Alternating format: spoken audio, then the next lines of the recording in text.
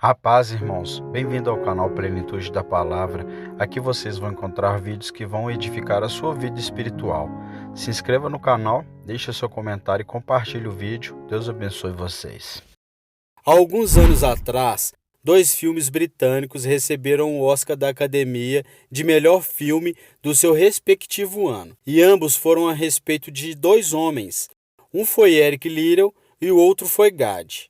Ambos tiveram a força e a coragem de dizer não a si mesmos, de exercer autodisciplina. Quero tomar como texto de hoje 1 Coríntios, capítulo 10, versículo do 12 ao 13. Acompanhe. Aquele, pois, que cuida estar em pé, olhe que não caia.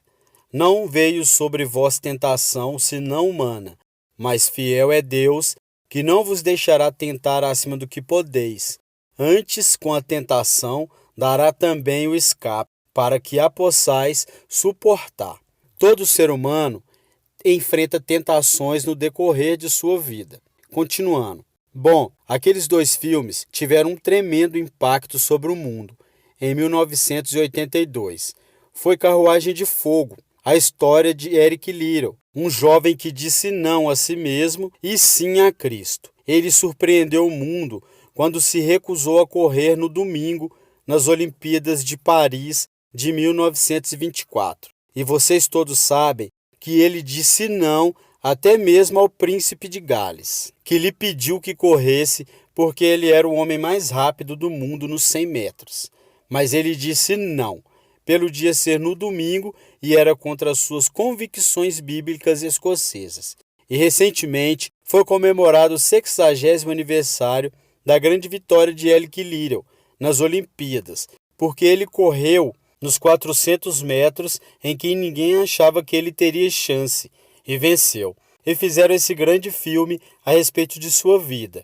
E o que muita gente não sabe é que a vida de Eric Liddell não se limitou àquela vitória, porque ele, depois que se formou na Universidade de Edimburgo, quando partiu, a estação estava lotada de colegas e professores cantando "Saudai o nome de Jesus", porque Eric Liddell foi para a China como um missionário. Foi capturado pelos japoneses durante a guerra e morreu em um campo de concentração japonesa. Mas naquele campo, ele trouxe alegria e coragem a todos os prisioneiros, pois pregou para eles e cantou para eles, ministrando as suas almas. E ouvi dizer que estão preparando um outro filme, mostrando ali a sua vida, porque ele teve coragem de dizer não. O mundo ouviu falar dele, porque ele disse não àqueles que tentaram fazer com que ele abandonasse suas convicções cristãs pessoais.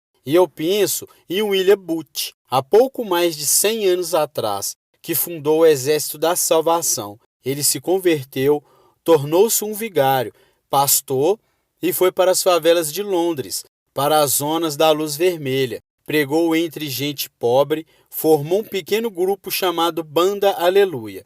Ia às esquinas e ia também às prisões. E alguns dos líderes religiosos da época não gostaram daquilo, é claro. E assim, ele foi chamado diante de uma conferência de líderes religiosos. E eles disseram: William Booth, você vai pregar onde nós o mandarmos, senão será excomungado. Ali estava ele, diante daquela vasta assembleia de pastores, que poderia dizer: Catherine Booth, que se tornou tão famosa quanto ele, sua esposa, que estava na galeria, e abanou o seu lenço, dizendo: William, diga não. E William obedeceu sua esposa e disse não. E assim nasceu o Exército da Salvação. Lemos muitas histórias na Bíblia a respeito de jovens que disseram não e mudaram o curso da história. A primeira que quero mencionar, talvez você nunca tenha ouvido falar. Seu nome foi Vasti e foi rainha da Pérsia, a esposa de Assuero, que reinou desde a Índia até a Etiópia. Penso em todo o petróleo que ele tinha e provavelmente nem sabia, um dos monarcas mais ricos que já viveu.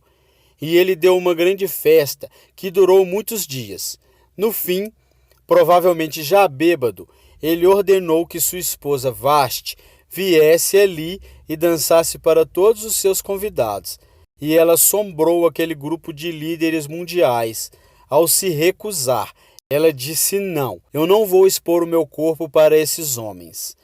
Ele mandou outra mensagem, ameaçando-a que ela deixaria de ser rainha e perderia seus confortos e bens materiais, e também a sua fama. Mas a sua resposta foi a mesma: não. E ela mudou a história, porque foi deposta como rainha. Nada mais sabemos. Mas por causa dela, Esté se tornou rainha e o povo judeu foi salvo. E até o dia de hoje, o povo judeu celebra um grande feriado, porque uma mulher disse não e abriu a porta para a salvação do povo judeu. Porque havia ali um homem como Hitler, e era o primeiro-ministro do país, decidido a destruir e aniquilar os judeus. Agora a Bíblia tem muito a dizer a respeito de sensualidade, lascívia e depravação. A palavra lascívia significa tendência de incitar desejos sensuais. Sensualidade significa o apelo proposital dos sentidos físicos para satisfação pessoal, talvez lendo um livro pornográfico ou assistindo um filme impróprio. A Bíblia diz que devemos nos abster das paixões carnais, da sensualidade, que fazem guerra contra a alma. Elas estão em guerra contra a sua alma e seu espírito. Repito, elas estão em guerra contra a sua alma e seu espírito. A Bíblia diz que devemos nos abster delas, ficar longe delas. E então a Bíblia usa outra palavra, réprobo. Agora isso se refere a pessoa totalmente depravada, de consciência morta ou cauterizada. Não sabe mais orar. Perderam a capacidade de discernir entre o bem e o mal. E em Romanos, capítulo 1, versículo 28, lemos: E, como eles não se importaram em ter conhecimento de Deus, assim Deus os entregou a um sentimento perverso para fazerem coisas que não convêm. Ou seja, Deus desistiu deles, dizendo: vão em frente, gozem toda a depravação e sensualidade que quiserem. Não vou perturbá-los. Ainda não. Mas saibam que os seus pecados os acharão e prestarão contas no dia do juízo. E Paulo, escrevendo aos jovens, Timóteo disse: também esses resistiram à verdade, homens de todo corrompido, réprobos quanto à fé. Em outras palavras, rejeitaram a Cristo por tanto tempo que sua consciência se cauterizaram e seus corações se endureceram. E mesmo que o Espírito Santo de Deus lhes falem, eles não podem ouvir. É por isso que é importante que você aceite a Cristo quando jovem. É importante que venha a Cristo agora, se o Espírito de Deus está falando com você. Entregue sua vida a Cristo, porque o dia pode chegar em que a sua consciência esteja morta, você não possa mais ouvir a voz de Deus. Ela disse não, mas Vaste, você vai perder o trono, vai perder suas riquezas, pode até perder sua vida. Ela disse: minha resposta é não. Qual é sua resposta hoje àquelas coisas que são erradas? A mentira, a lascívia, a cobiça, ao preconceito racial. Qual vai ser? Você vai disciplinar seu corpo? Vai permanecer firme às convicções que Cristo e a Bíblia ensinam? Ou vai ceder e seguir pelo caminho largo que leva à destruição? Ou vai entrar pela porta estreita e pelo caminho apertado que conduz à vida eterna? Qual vai escolher? Você tem uma escolha hoje. Deus nunca vai forçá-lo a escolher. E então, houve um outro jovem, um jovem chamado Daniel. E a Bíblia diz que Daniel resolveu em seu coração que não se contaminaria com as filhas iguarias do rei, nem com o vinho que ele bebia. Agora, Daniel era um jovem que tinha um propósito. Ele havia sido capturado em Jerusalém quando o exército de Nabucodonosor invadiu a cidade dele. E ele foi capturado e levado através de milhares e milhares de quilômetros à Babilônia, quase 3.000 quilômetros de sua própria terra. Sem aviões nem automóveis, eram semanas de viagens. mas ele estava resolvido a servir a Deus, e não devia ter mais que 12 ou 15 anos de idade. E Nabucodonosor, o grande rei, levara cativo, de Jerusalém para a Babilônia, e ordenou que aqueles jovens, em quem não havia defeitos, de boa aparência, instruídos em toda a sabedoria, fossem ensinados em sua corte, para que ele pudesse usá-los. Ele queria usar aqueles jovens judeus, porque sabia que eles tinham um dom especial. E durante o período de treinamento, mandou que lhes dessem os melhores vinhos, as mais finas iguarias e todos os confortos disponíveis da corte de Nabucodonosor. Mas Daniel disse não. Não quero o vinho do rei, e não quero as iguarias do rei. Quero dormir no chão, e não uma cama de pena. Quero viver uma vida simples e também disciplinada. Que diferença dos que mal pode esperar pelo dia que possa sair de casa e se divertir. Mas Daniel não. Daniel estava longe de casa, e ninguém saberia se ele fizesse alguma dessas coisas. Ninguém saberia se ele tivesse uma namorada e dormisse com ela, ou se embebedasse com o melhor vinho do rei. Ninguém saberia lá em Jerusalém. Ele poderia se tornar muito popular, mas esse primeiro não, quando jovem, preparou-o para o grande não, quando era primeiro-ministro da Babilônia, e foi lançado na cova dos leões, porque não abandonou sua fé em Deus. Nós nos contaminamos ao comer demais. Jesus declarou em Lucas, capítulo 21, versículo 34, e olhai por vós, não aconteça que os vossos corações se carreguem de glutonaria, de embriaguez e de cuidados da vida, e venha sobre vós de improviso aquele dia. O apóstolo Paulo disse: não vos disponhais para a carne no tocante às suas concupiscências. E Pedro disse que basta o tempo decorrido para terdes executado a vontade dos gentios, tendo andado em dissoluções, concupiscências e em detestáveis idolatrias. A Bíblia diz que devemos disciplinar nossas mentes e também nosso corpo, e disciplinar nosso coração pela nossa fé em Cristo. E então, houve um outro jovem chamado José, que foi vendido pelos irmãos e se tornou escravo de um homem chamado Potifar. E Potifar tinha uma linda esposa, e José era forte e bonito. E em Gênesis capítulo 39, se vocês quiserem ler a história, lá fala a respeito da tentação de José. A esposa de Potifar se apaixonou por José, porque José se tornou mordomo de toda a casa de Potifar, cuidando de seus negócios. E ela viu aquele belo jovem, viril e de boa aparência, andando pela casa e pelo jardim, cuidando dos negócios, todos os dias, e ela o cobiçou, e disse: deita-te comigo. Ele disse: não, não posso fazer isso ao meu senhor, que me confiou tudo o que tem, exceto a sua esposa. Não posso pecar contra Deus, o Deus de meus pais. Ele estava longe de casa. Quem saberia? Mas disse não. E quando disse não na última vez, ela o agarrou e ele fugiu dela, deixando sua capa. E ela começou a gritar, chamando seus servos, dizendo: ele tentou me violentar, que não era verdade. Mas Potifar acreditou e mandou que ele fosse lançado na prisão.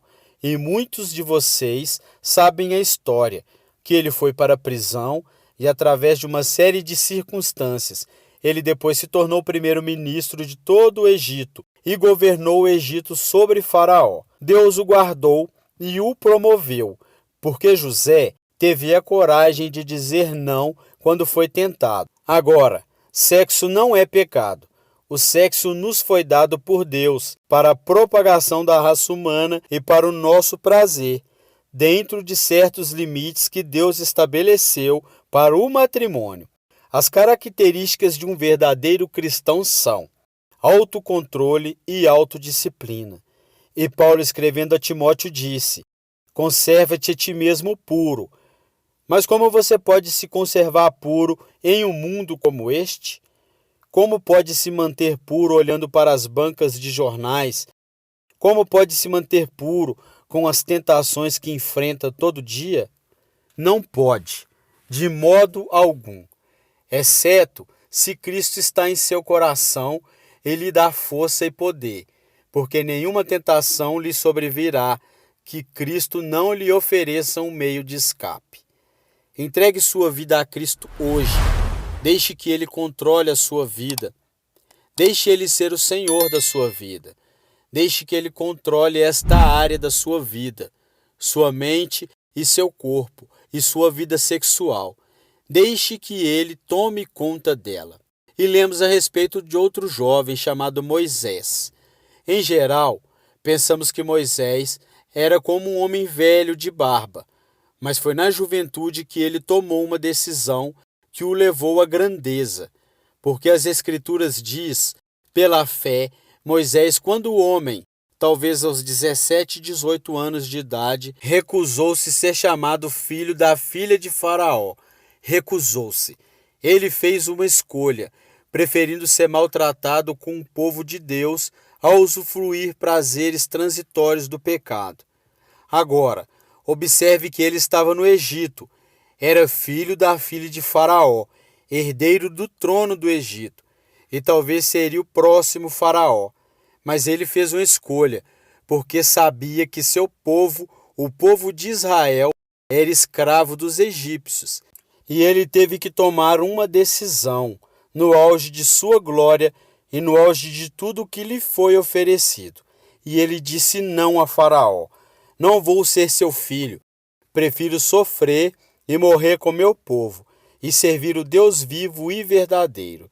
E foi exatamente o que ele fez. E conhecemos Moisés hoje como um dos grandes homens da história. Ele rejeitou os prazeres transitórios do pecado, e há uma diferença entre prazeres e alegria. Quem ama os prazeres empobrecerá, diz a Bíblia. E ela cita um homem que disse: entreguei meu coração à loucura e aos seus prazeres, mas tudo isso é correr atrás do vento. Quem vive em prazeres está morto, embora ainda viva amando os prazeres mais do que a Deus. A Bíblia diz que há pessoas que amam os prazeres mais do que ama a Deus. É o seu caso? Você ama a Deus mais do que ama os prazeres pecaminosos? Não falo de esportes e todas essas coisas maravilhosas que temos. Falo de prazeres pecaminosos. Mas há alegria produzida pelo Espírito Santo. E há centenas de passagens que falam dessa alegria. Você pode ter alegria mesmo quando não tem prazer, porque a alegria é profunda. O anjo disse aos pastores naquela grande noite: não temais, pois vos trago boa nova de grande alegria, que o será para todo o povo. E mesmo no sofrimento, quando você recebe a Cristo, Deus não remove o sofrimento. Ele não remove todos os problemas e dificuldades da vida. Ele não faz isso. Ele não promete, se você está desempregado, conseguir um emprego amanhã se você aceitar a Cristo hoje à noite. Ele promete que lhe dará graça e força e alegria em qualquer situação. Bem-aventurados sois quando os homens vos odiarem e quando vos expulsarem da sua companhia, vos injuriarem e rejeitarem o vosso nome, como um indigno, por causa do Filho do Homem. Regozijai-vos naquele dia e exultai. Ele disse: quando vierem a mim e tiverem problemas e tribulações, e as pessoas odiarem vocês, ele disse: exultai, porque grande é o vosso galardão lá no céu, pois dessa forma procederam seus pais como os profetas. Todos que viveram piedosamente em Cristo são perseguidos. A Bíblia diz: ainda haverá sofrimento. Jesus disse: quem não tomar a sua cruz e negar-se a si mesmo não pode ser meu discípulo. Moisés escolheu a alegria de seguir a Deus em vez da vida de prazeres no Egito. O que você está seguindo? Qual é a sua escolha nesta hora? E então, o último é Jesus. Jesus foi tentado em todas as coisas à nossa semelhança, mas sem nenhum pecado. Quer dizer que Jesus foi tentado a mentir, sim. Que Jesus foi tentado a cobiçar, sim. Que Jesus foi tentado a adulterar, sim. Que Jesus foi tentado a roubar, sim. Ele foi tentado em todas as coisas como nós, mas sem pecar. Como ele teve vitória sobre a tentação? A Bíblia nos diz no capítulo 10 de Mateus e em muitos outros textos, mas vou falar somente deste. O diabo veio a ele quando estava faminto e sedento e disse: Se és o Filho de Deus, manda que essas pedras se tornem pães. Observe que ele tentou colocar dúvidas na mente de Jesus quanto à sua identidade. Agora, Jesus era o Filho de Deus, nascido de uma virgem, Filho de Deus, que foi ressuscitado dos mortos pelo poder de Deus e está vivo hoje. Mas o diabo pôs dúvida em sua mente. Ele estava fraco, faminto, cansado. Ele não enfrentou o diabo como filho de Deus, enfrentou como homem. E ele sempre respondeu citando as Escrituras. É por isso que você deve decorar as Escrituras. Nem só de pão viverá o homem, mas de toda palavra que procede da boca de Deus.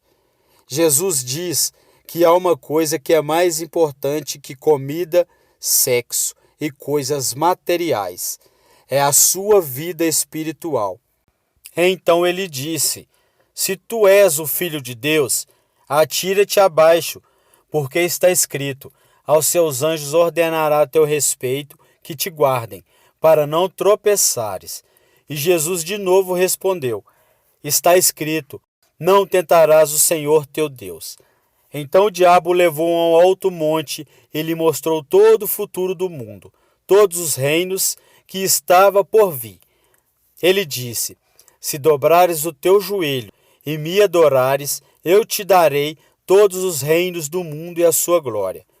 Jesus não argumentou se ele podia fazer isso. O diabo pode dar-lhe qualquer coisa. Alguns de vocês estão vendendo as suas almas por nada, coisas sem valor.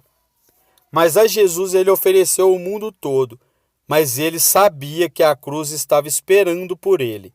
E o único meio da salvação do mundo era a cruz. Se tivesse obedecido ao diabo, nós nunca teríamos tido a oportunidade de sermos salvos e perdoados.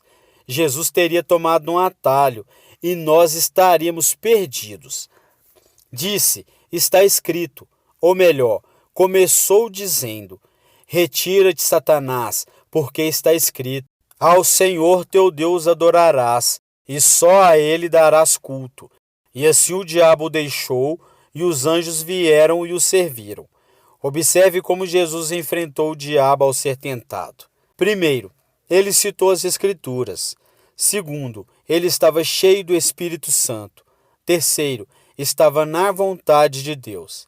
Você está disposto a dizer não às tentações do diabo? Está? Pense nisso. E está disposto a dizer sim às declarações de Cristo, de que ele é Filho de Deus e quer que ele entre em seu coração e perdoe os seus pecados, o salvando? Eu sei que muitos de vocês foram batizados e confirmados. A maioria de vocês talvez sejam membros de uma igreja ou se identificam com uma igreja, ou talvez vão a uma igreja 2 ou 3 vezes ao ano. Não sei se fazem isso ou não, mas sei que muitos o fazem. Mas não pode declarar aqui hoje: eu sei que os meus pecados foram perdoados.